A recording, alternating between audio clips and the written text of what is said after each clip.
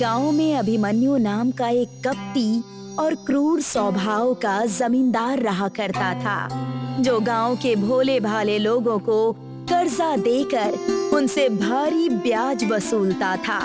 आज अभिमन्यु अपने दो साथी वीरू और विनय के साथ वसूली के लिए निकला था। तभी उसकी नजर गांव के ही एक किसान अशोक पर पड़ी। इस साल तो तेरी फसल बहुत अच्छी उगी है अशोक।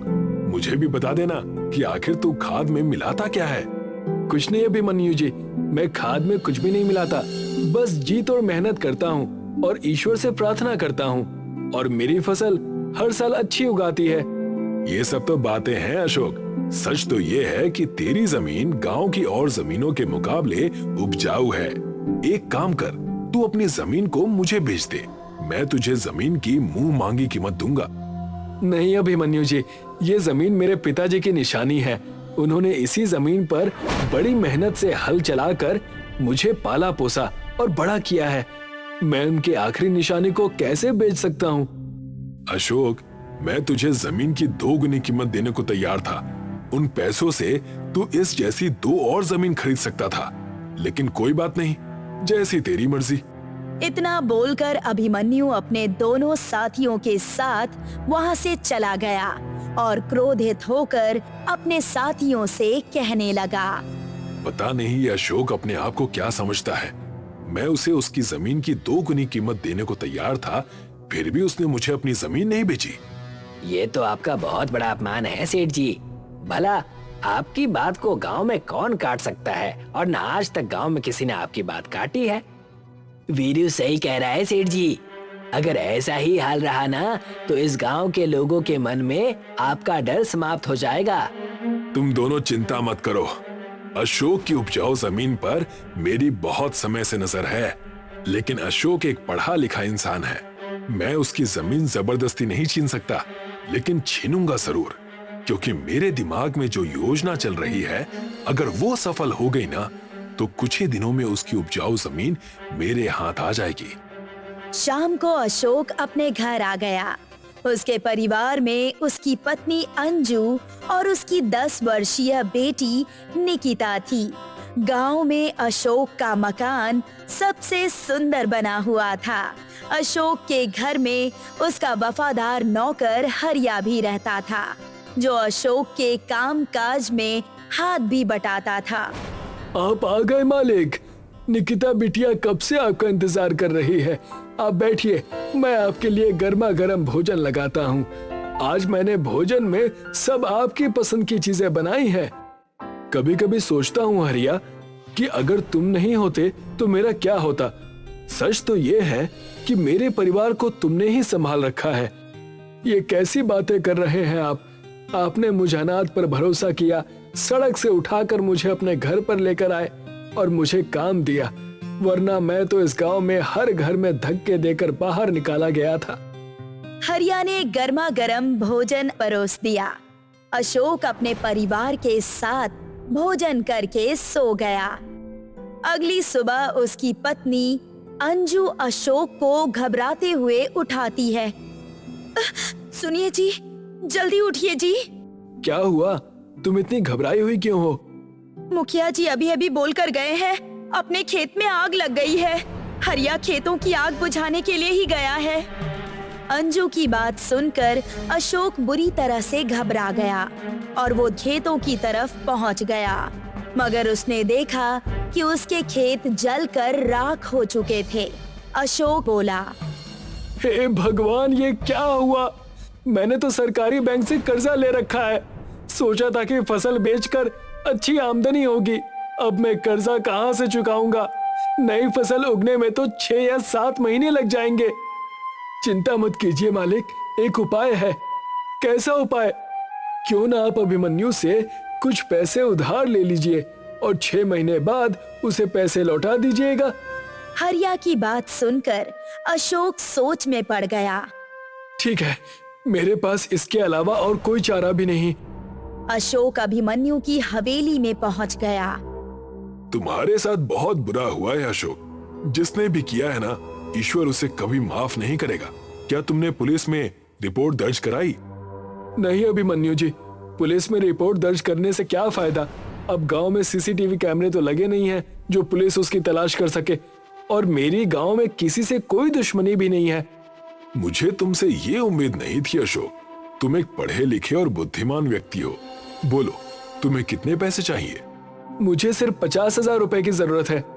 अभिमन्यु ने अशोक को 50,000 रुपए दे दिए और अशोक के एक पेपर पर सिग्नेचर भी ले लिए।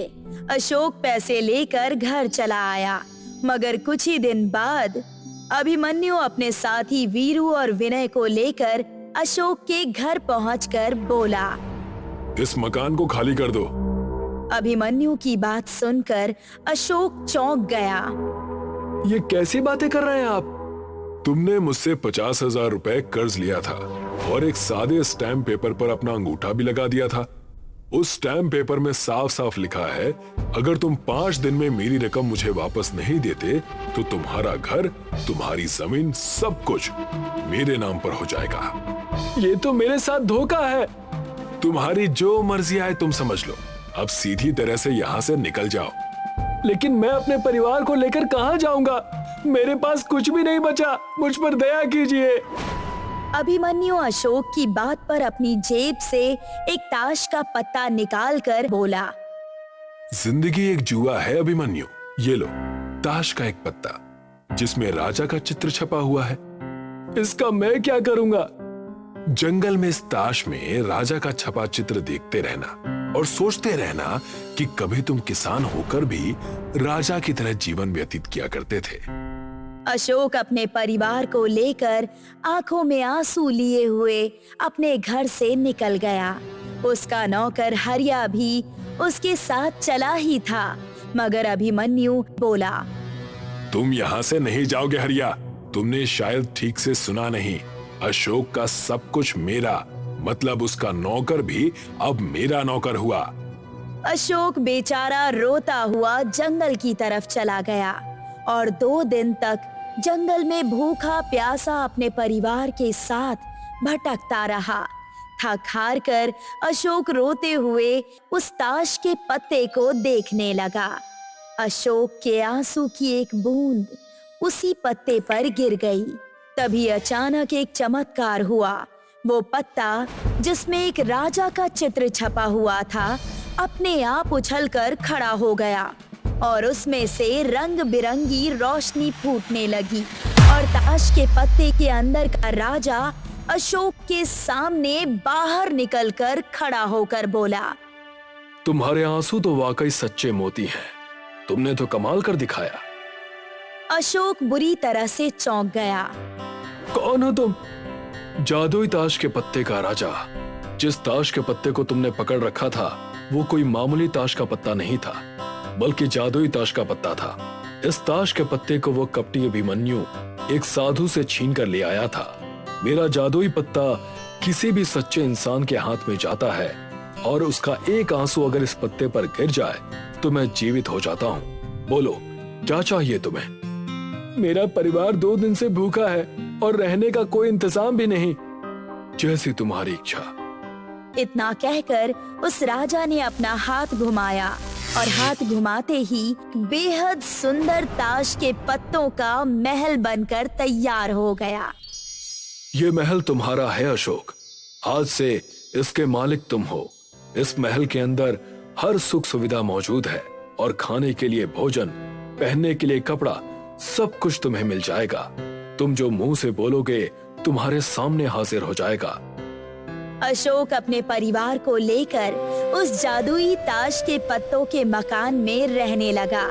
कुछ दिन बाद अशोक को जंगलों में उसके ही गांव के न जाने कितने लोग भटकते हुए दिखाई दिए, जिनके घर अभिमन्यु ने छीन लिए थे। अशोक ने उन सबको अपने घर में रहने के लिए स्थान दे दिया। सारे गांव में ये बात प्रसिद्ध हो गई। जब ये बात अभिमन्यु तक पहुंची तो वो क्रोधित होकर अपने दोनों साथियों से बोला, ये सब क्या है? तुम दोनों जाकर पता करो कि आखिर ये चमत्कार अशोक के साथ हुआ कैसे। मैंने पता कर लिया है। आप जो वो ताश का पत्ता उस साधु से छीन कर लाए थे ना, वो जादुई पत्ता था। मैंने सुना है कि जो चित्र उस जादुई ताश के पत्ते पर छपा हुआ था वो राजा जीवित हो गया था और उसी राजा ने अपनी जादू की शक्ति से अशोक को सब कुछ प्रदान किया है। आज अशोक के पास आपसे अधिक संपत्ति है। चिंता मत करो, उसकी एक कमजोरी मेरे पास अभी तक है, हरिया। अशोक एक दयालु व्यक्ति है, वो अपने नौकर के लिए कुछ भी करेगा। अभिमन्यु हरिया को पकड़कर अपने साथियों के साथ अशोक के महल में पहुंच गया और वो क्रोधित होकर बोला, वो जादुई ताश का पत्ता मुझे दे दे अशोक, वो मेरा है। अगर तुमने वो पत्ता मुझे नहीं दिया तो मैं तुम्हारे नौकर हरिया को जान से मार दूंगा। मुझे बचा लीजिए मालिक, वरना अभिमन्यु मुझे जान से मार देगा। वो ताश का पत्ता इन्हें दे दीजिए। अभिमन्यु की बात सुनकर अशोक रहस्यमयी अंदाज से मुस्कुराते हुए बोला, अगर तुम्हें हरिया को जान से मारना है तो तुम उसे जान से मार सकते हो, मुझे उसकी कोई परवाह नहीं है। अशोक की बात सुनकर सब हैरत में पड़ गए। मुझे सब पता लग गया है अभिमन्यु, मेरे खेतों में आग किसी और ने नहीं बल्कि हरिया ने लगाई थी और मुझे जानबूझकर तुम्हारे पास जाने के लिए कहा उसने। यहाँ तक कि जब तुम मुझे धक्के देकर मेरे ही घर से मुझे बाहर निकाल रहे थे और हरिया को बुरा भला बोल रहे थे, वो भी सिर्फ एक नौटंकी थी, लेकिन फिर भी मैं वो जादुई पत्ता तुम्हें जरूर दूंगा। इतना कहकर अशोक ने वो पत्ता अभिमन्यु के सामने फेंक दिया। अभिमन्यु ने जैसे ही वो पत्ता उठाया वो जलकर राख हो गए। तभी ताश से वही राजा बाहर निकल कर आया। मुझे पता था कि ये एक दिन तुझसे पत्ता लेने जरूर आएगा। अब से इस पत्ते को तुम सदैव संभाल कर रखना। अशोक आज भी अपने जादुई ताश के पत्तों के महल में ही रहता है।